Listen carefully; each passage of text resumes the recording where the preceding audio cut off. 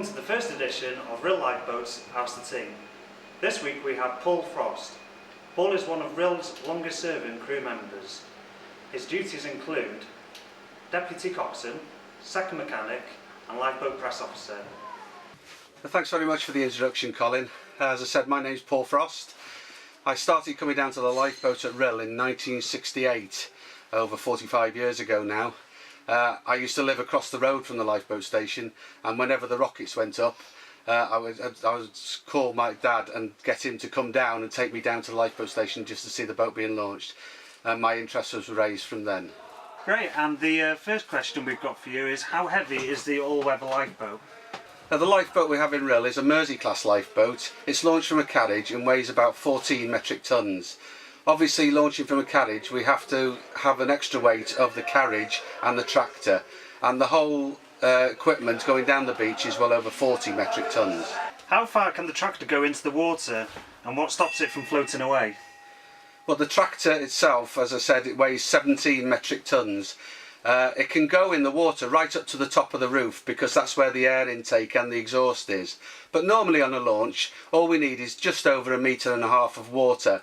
This obviously depends on the state of the sea, and by liaison with the coxswain and the tractor driver, they launch us in about 1.5 metres of water, and that's enough to eject the boat off the carriage. How many times did you launch last year? Last year was a more or less an average year for us. We had, including standbys, we had 29 incidents where we attended with the all-weather boat, and over 51 with the inshore lifeboat. How much does it cost to launch a lifeboat? Launching a lifeboat, taking into account all the administration costs, maintenance and everything, it costs approximately £6,000 to launch an all-weather lifeboat and just over £2,000 for the inshore lifeboat. How much do you get paid? Well, the only full-time paid man on the station is the mechanic. In our case, he's the coxswain mechanic, where he's actually salaried and paid to look after all the equipment in the station. All the rest of us, 26 crew in all, are all volunteers. We just do it because we love to put something back into the community. Even the station officials are volunteers. Everything is done voluntary.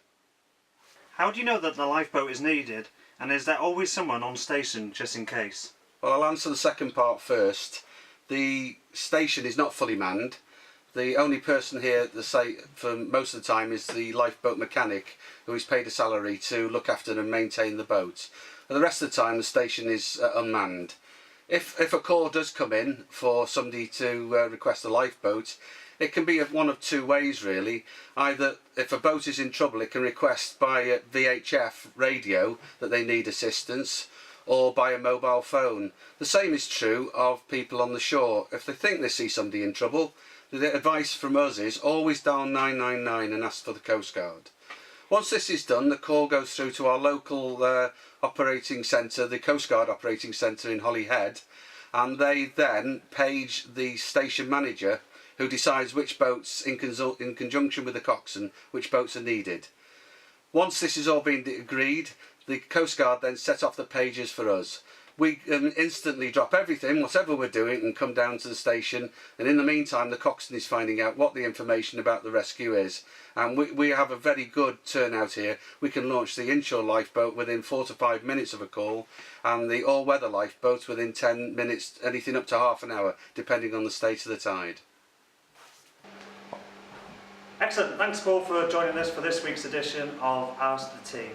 Don't forget to keep a lookout on our Facebook, which is Rhyl Lifeboat, and Twitter @Rhyl Lifeboat for next week's edition. And remember to ask your questions with the hashtag Ask the Team.